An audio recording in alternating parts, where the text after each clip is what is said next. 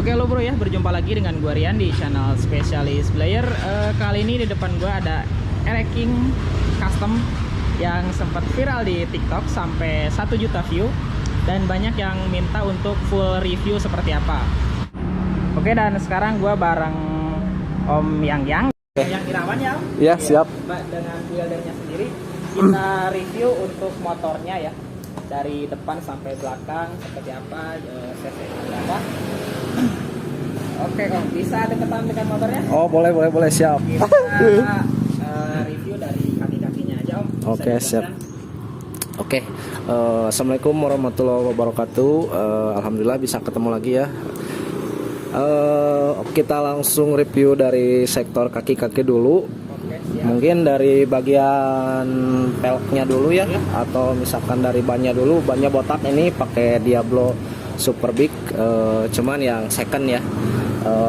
Kemudian dari peleknya sama piringan cakramnya kebetulan pakai limbah moge ya, entah dari motor apalah, pokoknya limbah moge pokoknya. Nah kemudian ini dari sektor kaliper pakai limbah moge juga, cuman bertulisan Brembo ya, nggak tahu dari motor apa juga.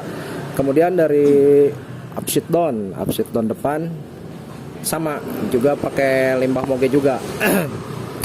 Kalau misalkan kawan-kawan yang paham mungkin tahulah dari motor apa, dari ciri-cirinya mungkin gitulah, gitulah Om Rian. Siap. Kalau dari sektor kaki-kaki. Nah, tapi ini untuk kaliper ini dilapis Kevlar lagi ya Om?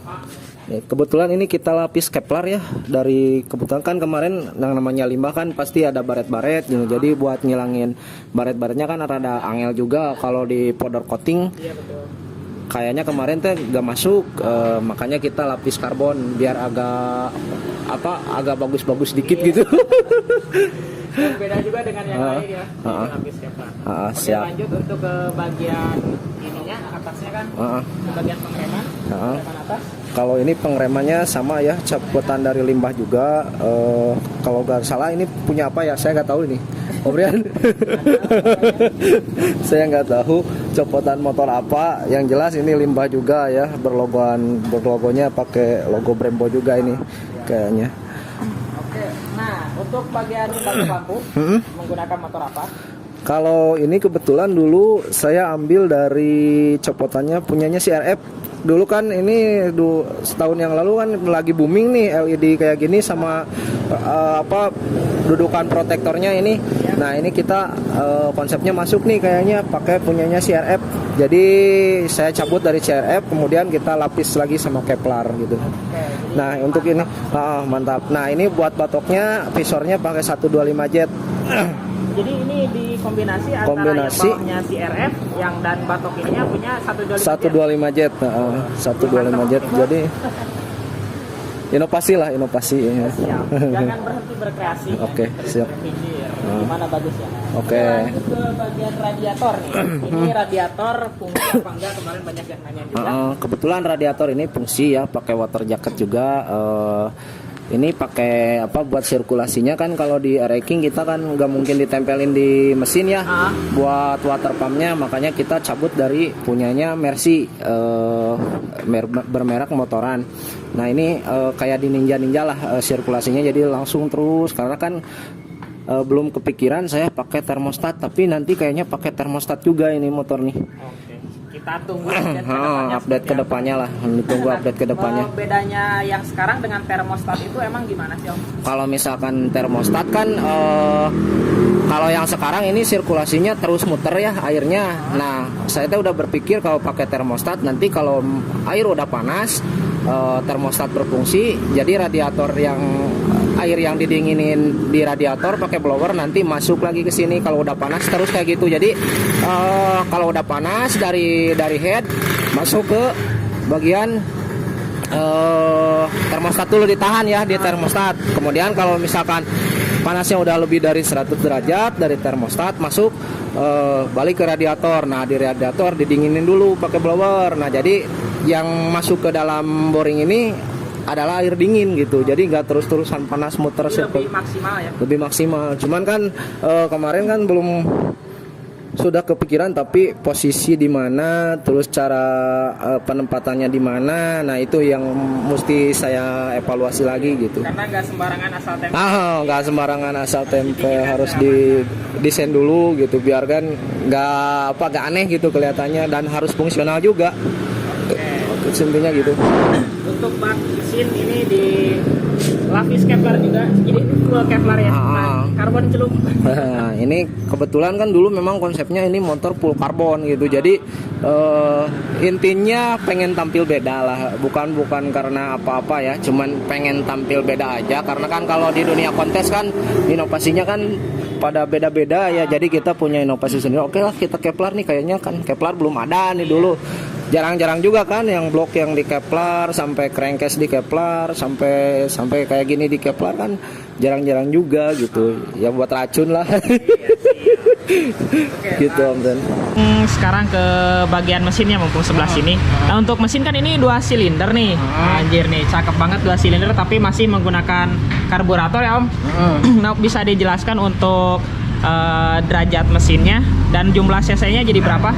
Kalau misalkan dari derajat mesin ya ini kan saya pakai 360 derajat bagi 2 karena sistem memikirkan sistem pengapian juga, memikirkan suara mesin juga, terus memikirkan getaran mesin juga. Jadi lebih efektif di 360 derajat bagi 2 gitu. Jadi satu pembakaran, satu lagi di bawah satu TMB gitu. Jadi putaran mesinnya lebih maksimal lagi gitu dibanding sejajar gitu.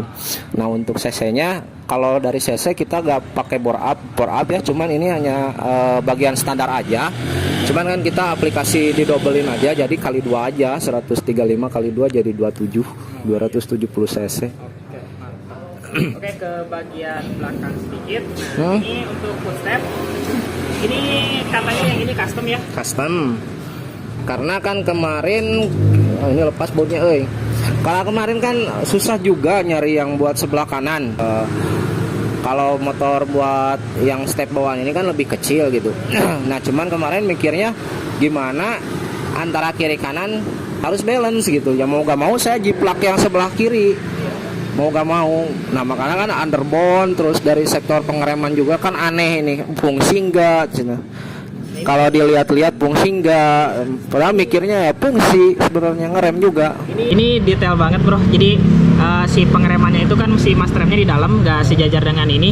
Nah, ini jadi pakai pengungkit lagi di sini. Kalau kita injak, mas remnya gerak ya. Cuman karena ini memang copotan moge ya, jadi dikit juga ini udah gigit, udah ngerem. Kalau pakai yang kemarin udah pakai master rem biasa, pakai master rem yang biasa-biasa yang aftermarket, kan silinder pistonnya kecil, jadi ngeremnya agak dalam, mentok lagi ke knalpot kemarin. Ya udahlah, kita ambil, kebetulan kan dulu ada yang bawaan ini, udahlah kita pasangin yang ini. Ternyata bagus ngeremnya, gigit pisan. Karena pistonnya lebih besar ya. Pistonnya lebih besar, jadi minyaknya dorongnya lebih gede gitu. Kita ke bagian velg belakang. Ini kalau velg belakang satu set dengan pro arm ya Om? Kalau ini emang satu set sambutan dari limbah moge, cuman kita dapatnya terpisah. Susah juga kemarin dapat pro arm kayak gini. Ya bukannya apa-apa ya, kan memang pro arm ini kan jarang yang pakai ya kalau di Indonesia gitu ya. Cuman kan kita kebetulan ada kawan dan rekan yang jualan di Bekasi itu. Ya bisa support gitu buat limbah pro armnya. Untuk detailnya seperti ini ya. Ini untuk detail dan kalibernya untuk di bawah di sini. Karena pro arm rata-rata begitu. Ada yang seperti bawah, ada juga yang sebelah sini ya Om. Ada yang di atas. Kebetulan ini yang di bawah, Nah, kebetulan kemarin juga ada banyak kendala sih kalau pasang kayak gini mah. Belum dari nipisin gear, ini kan bawaannya gearnya nggak ada, rantainya nggak ada yang jualan. Kita pasang pakai punya Tiger 520 kalau nggak salah, 520H. Nah, cuman tetap si gearnya harus ditipisin, soalnya gearnya nggak masuk. Banyak ada yang dicunur-cunur gitulah. Jadi memang bermain gitu. Sangat penting.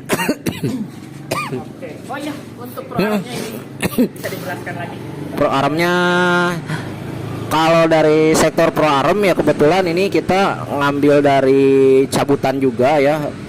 Kemungkinan nggak tahu ya motor apanya, yang penting mah kita cabutan aja, kita download aja lah, lihat gitu. Nah cuman kalau dari sektor pemasangan ya kita ngikutin dari mulai bikin bos, mulai bikin dudukan. Nah ini kalau ini custom ya, nggak yang punya orisinilnya. Nah, kita bikin dari penambahan bracket terus memperkuat supaya si cengkraman Pro Arm ini bisa maksimal gitu ya, kita bikin custom semua gitu. Nah, untuk ke bagian ini yang tadi kan yang kiri kan custom ya, kalau yang kanan custom, kalau yang ini memang bawaannya ya, ini bawaannya. Cuman kemarin underbone-nya kita yang susah underbone-nya, makanya underbone-nya mau gak mau bikin lumayan juga. Ini bikin bos dulu, habis bikin bos dilas lagi, habis dilas ya finishingnya lumayan lah, rumit gitu. Jadi ini handmade ya, bukan CNC. Handmade ya? Bukan CNC. Sangat rajin banget. Ini tiap malam ini nggak begadang terus ini kalau garap-garap kayak gini. Kalau memang memuaskan. Alhamdulillah hasilnya memuaskan. Kalau siang mah gimana tuh? Gak keburu. Susah konsentrasinya kalau siang. Kalau malam kan santuy. Si pedal persneling ini di custom juga ya, handmade juga ya. Handmade juga. Nah, jadi seperti ini prosesnya tanpa mesin CNC tapi dengan milling manual. Oke, kita ke bagian rangka mungkin ya, kita perlu tahu juga rangkanya. Nah ini Om, untuk rangkanya ngubah full total atau gimana? Enggak, kalau ini rangkanya cuman ngubah di bagian sektor pegangan bracket mesin belakang ini kita perlebar karena menyesuaikan mesin dan Pro Arm. Kemudian bagian ini, bagian yang batang tengah yang depan kita buka jadi dilebarin. Nah ini cuman geser 4,5 cm karena buat pakai upside down seperti ini kan mentoknya otomatis ya mentok ke tangki ya, mau gak mau casternya harus geser gitu, jadi mau gak mau. Tapi untuk sudut rangkanya masih sama dengan Ereking, cuman penambahan panjangnya aja karena untuk menyesuaikan wheelbase-nya enaknya di mana gitu. Kalau misalkan nggak kebayang lah kalau nggak dirobah, mungkin karena pakai shock piston aja udah mentok, apalagi pakai USB gede begini, pakai shock piston aja mentok juga. Nah oke, untuk knalpot sekarang ini knalpotnya dari mana? Nah kebetulan ini knalpot kita kita disupport dari SKR ya, dari Om Suhe dari Sumedang, tepatnya di Tanjung Sari kayaknya rumahnya. Kemarin saya gak ikut ke rumahnya sih, cuman yang desain itu saya konsepnya. Nah saya kasih ke Pak Haji konsepnya seperti ini, Pak Haji masuk, ya udah dibikinin ya tipenya seperti ini gitu. Nah untuk pekerjaan motor ini memakan waktu berapa lama? Kalau misalkan motor ini ya, kalau pengerjaan kalau dari awal unit di bengkel itu udah 1 tahun, cuman kalau pengerjaan 2 silinder ini sekitar 5-6 bulanan lah untuk 2 silinder sampai detail cuman kalau pas ngebutnya mah cuman sebulan lah ngebutnya. Cuman kalau sektor mesin ini udah digarap dari 6 bulan yang lalu lah. Jadi kurang lebih 5 bulan lah ya. 5 bulanan pengerjaannya. Nah untuk kendala paling besar atau paling susah pengerjaan motor ini di bagian apa sih Om? Kalau dari sektor rangka, sektor kemudi, kemarin tuh ada terkendala di pemasangan velg depan. Karena si velg depan ini terlalu lebar ya, buat piringannya terlalu keluar, sementara si shock breakernya, dudukan kalipernya itu terlalu ke dalam. Jadi saya itu mau gak mau harus bubut velgnya kiri kanan 3 mili, jadi 6 mili harus dibubut. Lumayan. Kalau misalkan perkara ngebubut mah gampang ya, cuman ini yang berani ngebubutnya itu yang agak susah kalau di daerah sini. Kalau di Bandung kota mah banyak lah mungkin ya. Jadi cuman benar-benar presisi ya. Harus benar-benar presisi. Kalau dari sektor pemasangan yang depan ya, ini emang agak rumit. Kalau yang dari belakang mah nggak ada masalah.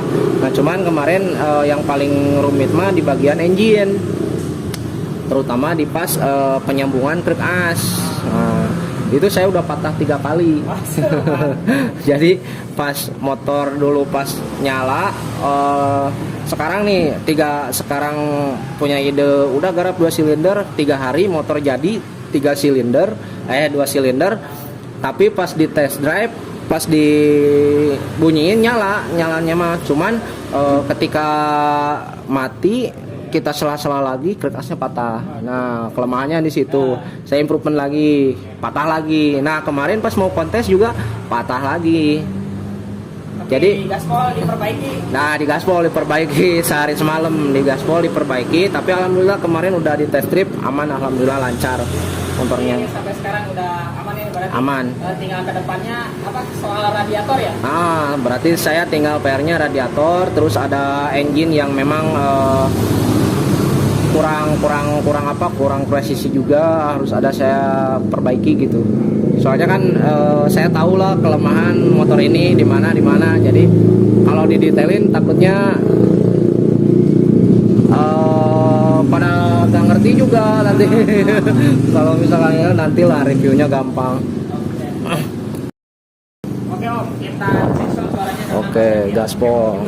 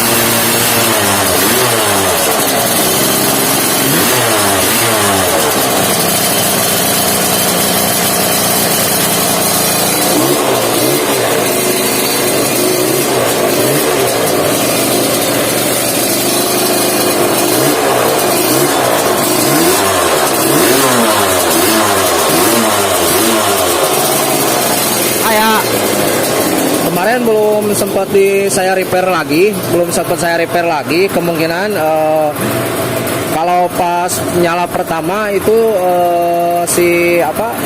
karburator sama si silinder yang sebelah kiri itu agak telat.